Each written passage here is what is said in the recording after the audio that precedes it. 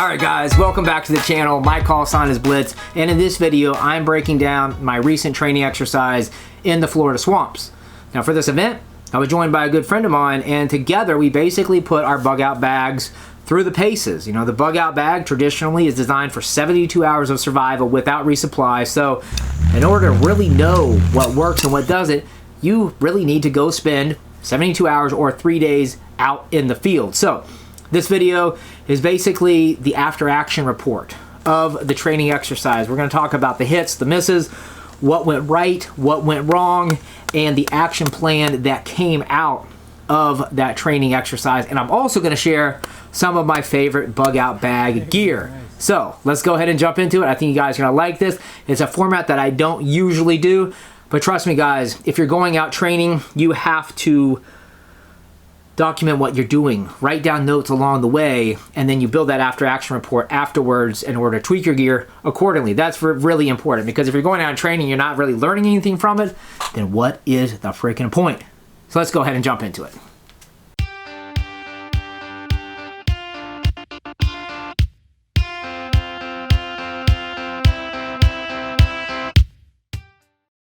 So before you can have that really cool and awesome badass training exercise, you gotta have somewhere to go, right? And this location is a hidden gem in my area. I've lived out here for 4 years, guys. I didn't even know this was like here in my general area, and being super remote too, which is really cool. Never seen anybody out there, lots of natural resources. So that's where we decided to spend the 3 days out in the woods or the Florida swamps, whatever you wanna call it. We got there, parked, and then we put up the drone. And this was my first experience seeing a drone in action, and I immediately fell in love and decided I need one. Now his one is a little bit older, it's a DJI Phantom, but it was still super impressive of what you could see, and you really got an idea of how remote that area truly is. Now the downside to it was the fact that it's pretty big and it's noisy, so when I finally get around to buying a drone, which hopefully is soon, I'm looking for something that is compact, under 200 bucks. I'd love to have a flight time of 15 minutes, and it's also stealthy. It's not as noisy. So that's kind of what I'm shooting for. If you guys have any suggestions, just please do leave me a comment. I'm open for suggestions because I don't know anything about drones. It also needs to be something that I can probably run into stuff and not break. It needs to be durable, right? Because I'm probably going to be crashing it a lot. That being said, guys, after that drone flyover, we hiked in a couple miles on a primary trail. That's how I usually like to set up these multi-day trips or whatever. I hike in on a main trail, it saves time, and then I break off the trail. So that's what we did. Hiked in a couple miles, broke off the trail, and set up by the water. And then, you know, from there, you guys know the deal, right? You break out the gear, you put up the shelter, you chop some wood, you have a fire, you drink some beer, and you just enjoy yourself, right? And that's what we did on the first night. Now listen, whoa, hold on. I'm starting to get into the after action report. So let's go ahead and do that, okay? Because that's the most important thing. And what I've done here, guys, is with the after action report, I've broken into categories, and it just worked out that way. Each category is related to survival. So we got a category for water, one for food, one for hunting, and all that good stuff. So let's go ahead and jump into it, starting off with, let's see here, what do we want to start with? We'll start with fire, and this is where things got really interesting. Fire is an essential survival need, right? So the first thing I do after I set up that shelter is I immediately start looking for wood. It had been raining for a month coming in there, almost daily, so I knew I needed lots of wood, and I knew I needed lots and lots of tinder. For this training exercise, I used my Silky Pocket Boy and this El Cheapo Chinese knife, which batons wood like a beast. I think, if I recall correctly, I got it in a subscription box from Alpha Outpost, and you know, it's just basic full tang, but it's twice as big as my Mora, and you know, I was splitting wood all day long, no questions asked, and that was nice to be able to get it knocked out and done with. And then over time, I've kind of learned that my knife choice is dependent on the area that I'm training in. This section of the woods is just different than, you know, maybe like a standing pine forest. A lot of the trees are thicker, so having a bigger blade, almost like a parang, I guess maybe, is never a bad idea. And then, you know, like I said, guys, bear in mind they've been raining for weeks, which is not an excuse, but once we got to the fire, it took a while to get it started, and then it took longer to really keep it sustained. That's the struggle, because you can get a fire going, but sustaining it is no joke, especially when it's wet. Even standing trees are going to absorb moisture and are going to be damp. So even when this is split out down to small kindling, a lot of the effort is just about drying out the wood as well as actually burning it. But we got it going, we had some food to eat, and all was right with the world.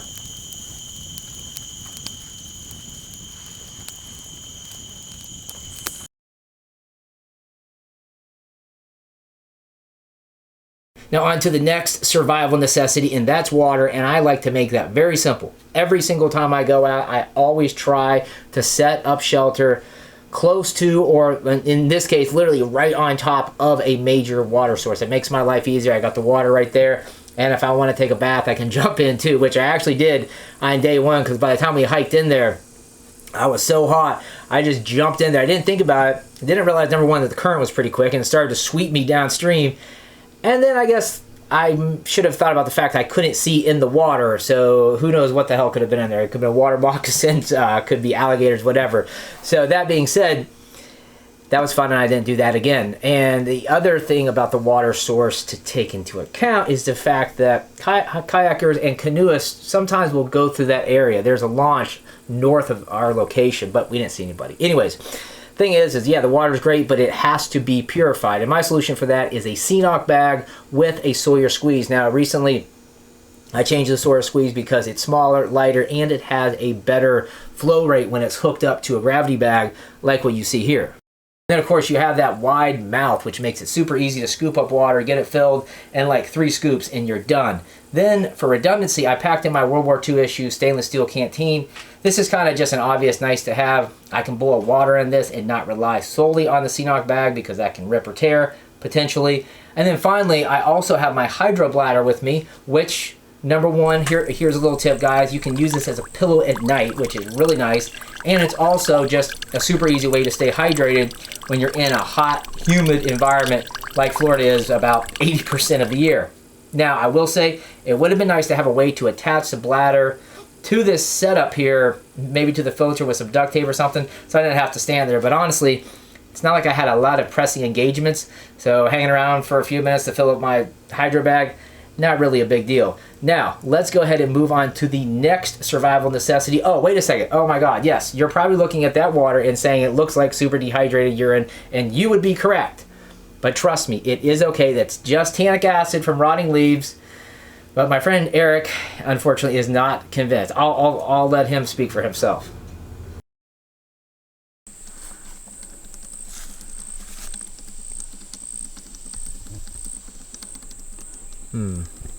That's why you're going to put the potable aqua in.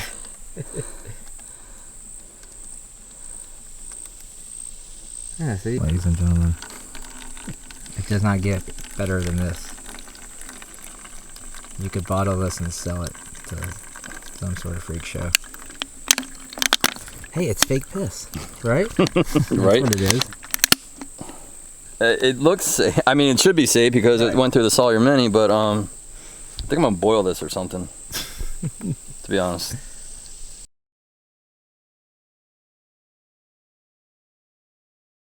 Next on the list is food, because if you're doing these other things and you're hiking and you know, you're putting up your shelter and you're chopping wood and all that stuff, you're expending calories, so you got to get calories back in.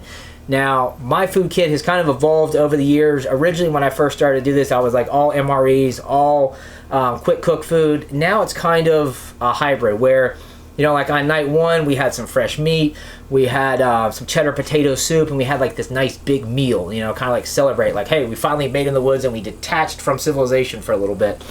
But then everything after that, guys, to be honest with you, I was either using the Optimus Crux, the backpacker stove you see here, to heat up water for coffee. I was using it, you know, to heat up some food for Eric. He had the Chef Boyardee. And that was pretty much about it. I was munching on MREs and just easy items because, you know, it's a lot of work being out there doing all this stuff, and sometimes you don't want to have to make a fire for everything. And that's where that backpacker stove is a great asset to your bug out bag, because it's small, compact, it's lightweight. That propane canister lasts, like seriously, I mean, it probably is about half empty, and I use it throughout the course of all of those 3 days. So I thought that was pretty cool. Having the backpacker stove plus a mix of foods gave me lots of flexibility on, you know, if I wanted to cook food, I can cook food. If I didn't want to, I could just, you know, grab a snack and sit back and chill. So that's the food side of it, which brings us to the next category, which is hunting.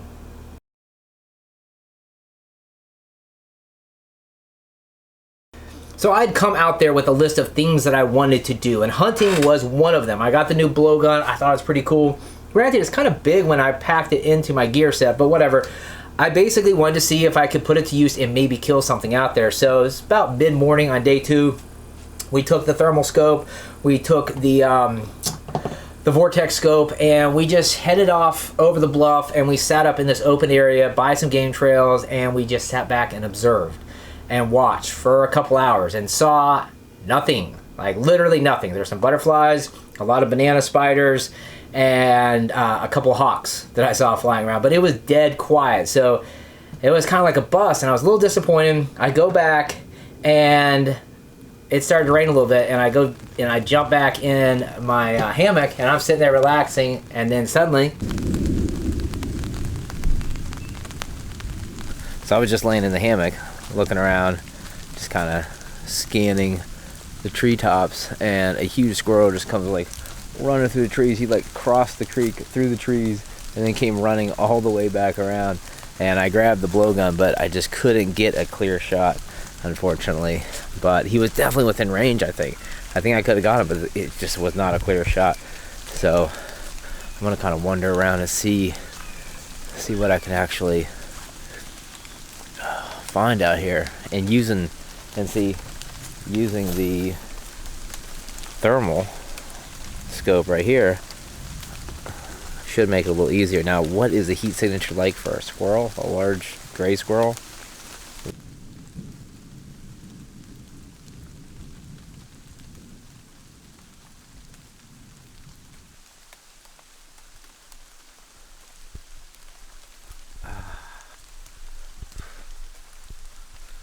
So yeah, that was disappointing. And in retrospective, the odds of us getting anything were probably slim to none. I mean, if you want to think about peak levels of animal activity, it's not usually around 11 o'clock in the morning, but we really had nothing better to do with our lives. And to be honest with you, I've been spoiled because in a lot of my videos, I'm set up by this marsh, and there's animals everywhere all the time. Armadillos, wild pigs, deer, turkey, possums, raccoons, like constantly you see animals. It doesn't matter what time of day. The difference here between that setting by the marsh and this area, which is kind of like a hybrid pine forest with, you know, a lot of palm, is the fact that there wasn't a good viable food source in the area. Out there by the marshes, there's shellfish, you know, there's crabs, there's all different types of stuff to eat out there, and there just wasn't in this situation. But that doesn't deter me. Next time I go out, we're going way down in Central Florida, past Central Florida a little bit, and this is my partner's, you know, area of operation. So we're gonna go check out some spots out there. I'm gonna bring the blowgun, and I can see maybe more potential to actually kill something and eat it, because that's where you got to evolve your survival skills, because at some point in time maybe you do run out of food, and then like what do you do then? That really sucks. So that was the hunting side of it. Now let's move on to the next category.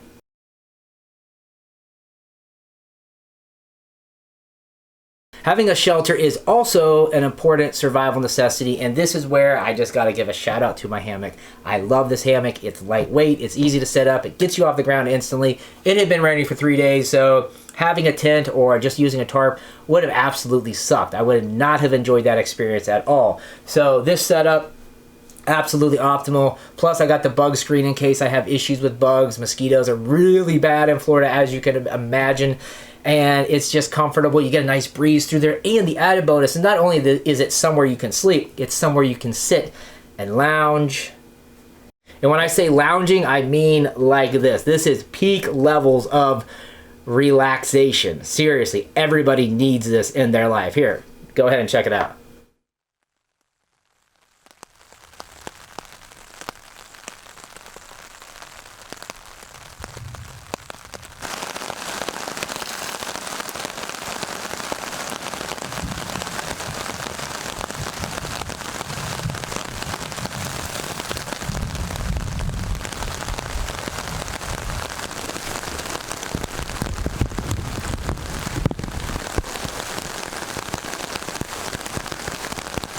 Yeah, this is super nice, guys. By the time the rain stops, it's going to be so cool.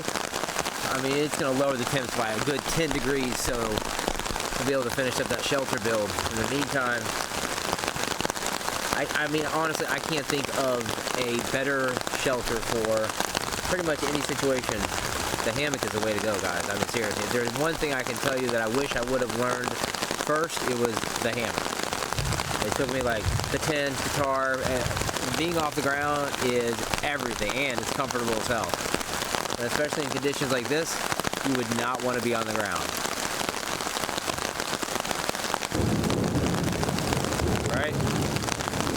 I think it's some sort of category 5 or 4 or something coming through here. It's supposed to be a pretty bad storm. It should last for a couple hours. So, hey, it's all good. It's exactly what I needed in my life.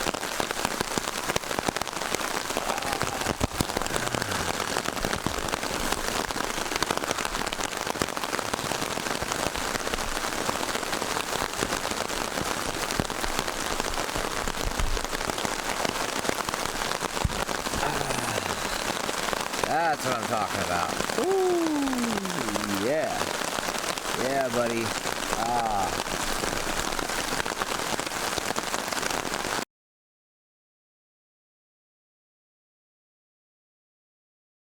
Now, everything that we've discussed up to this point is super important. Don't get me wrong, from the food to the fire and everything in between.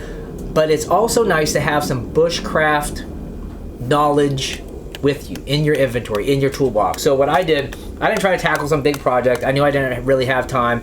What I wanted to do is something practical, and that was build this raised platform because it's sandy and raining, and I wanted my gear up off the ground, and I wanted to keep it organized. So by doing this, I accomplished those goals. I also made it wide enough and long enough to fit me if I wanted to sleep on it. And then also, just somehow by default, it started to function as a little cooking station. So that was nice. And then also, I can think in the future of building on this more, expanding it, making it wider. And, you know, I have somewhere where I can just sit completely. I can lounge up against that tree, read a book, I can cook food. I got the backpack up there, I got everything up off of the ground. And when it's raining and sandy 24/7, that's never a bad idea, am I right?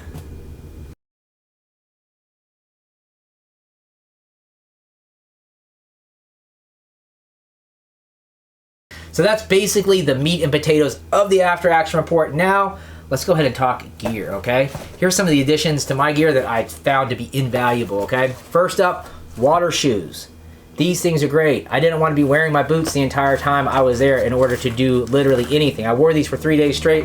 These are an excellent asset, and they're super small. They pack in, and you don't even know they're there, and they're super lightweight. So having just some alternative pair of shoes to wear aside from your boots is a good idea. Then, that Ceenock bag with the Sawyer squeeze. Great setup, straw in there, potable aqua tablets to finish it off, and you have a very lightweight water purification solution. So that's another big win right there. And I can always add another bag to that if I wanted to set up the entire gravity filter system, which I'll probably do that next time around.